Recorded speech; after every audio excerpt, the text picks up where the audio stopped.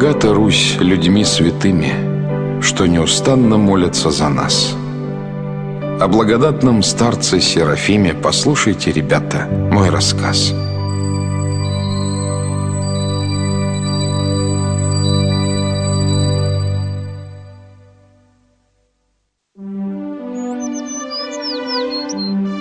Жил в Курске мальчик Прохор. Строил храмы, его отец и сын был рядом с ним. Раз с колокольни на глазах у мамы упал он, но остался невредим.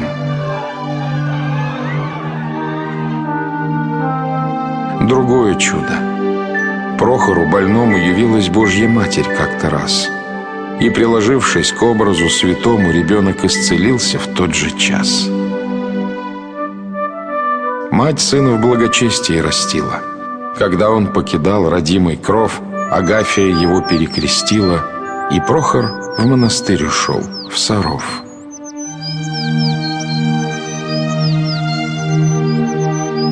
Молитвой, воздержанием, терпением спасался он, но тяжко занемог. Лежал 3 года. Вдруг с благословением Пречистая ступила на порог. Вот дева у его постели встала, апостолов за нею видит он. «Сей рода нашего», — она сказала, и Прохор был чудесно исцелен. И огненный дано при пострижении монаху имя, то есть Серафиму, за пламенную веру и служение. И ангелы молились вместе с ним.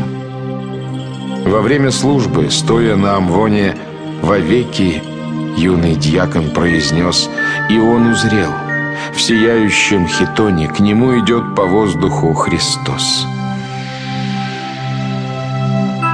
Молящихся Господь благословляет, и ангелы небесные вокруг, и сердце, словно воск горячий, тает, и Серафим застыл на месте вдруг. Очнувшись, он поведал о видении, но замолчал и стал в глуши лесной, в пустынной келье жить в уединении и радоваться пище неземной. В трудах, молитвах, в чтении псалтири и Библии он время проводил. В пустыннику медведи приходили, и батюшка ласкал их и кормил.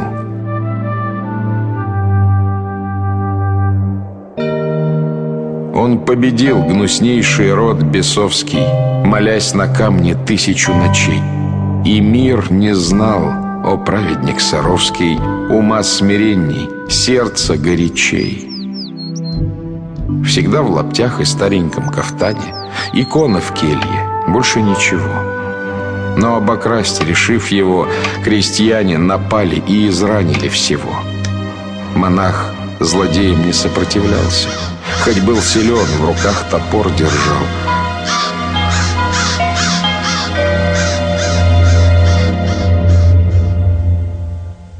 Сбежали воры, он чуть жив остался и в тяжких муках 8 дней лежал. Вновь исцелила Пресвятая Дева, грабителей поймали, привели, но батюшка им все простил, без гнева, и грешники, покаявшись, ушли. Хоть он с тех пор был сгорблен, покалечен, но всех на свете пламенно любя, саровский старец говорил при встрече: «Христос воскресе, радости моя». Прозрением, утешением и советом он всем служил, болящих исцелял. И чудо совершалось с ним при этом. В молитве над землей он воспарял. И женскую в Дивееве обитель 4-й Богородицы удел устраивал саровский попечитель, всечасно о насельницах родил. Раз случай был, с Дивеевской сестрою молился преподобный Серафим. В сиянии со свитою святою Пречистая явилась перед ним. За ней стоят 12 дев с венцами, и Божья Матерь тихо говорит: Ты скоро, мой любимче, будешь с нами.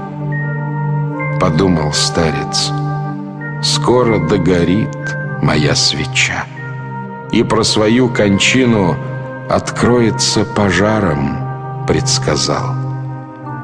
И отошла душа к отцу и сыну.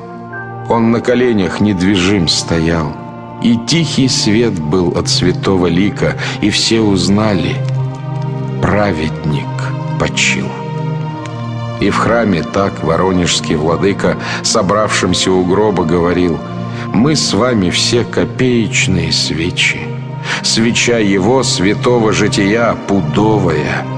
Услышим вновь при встрече: Христос воскресе, радости моя. Заступник людям, батюшка и ныне, огонь его молитвы не угас.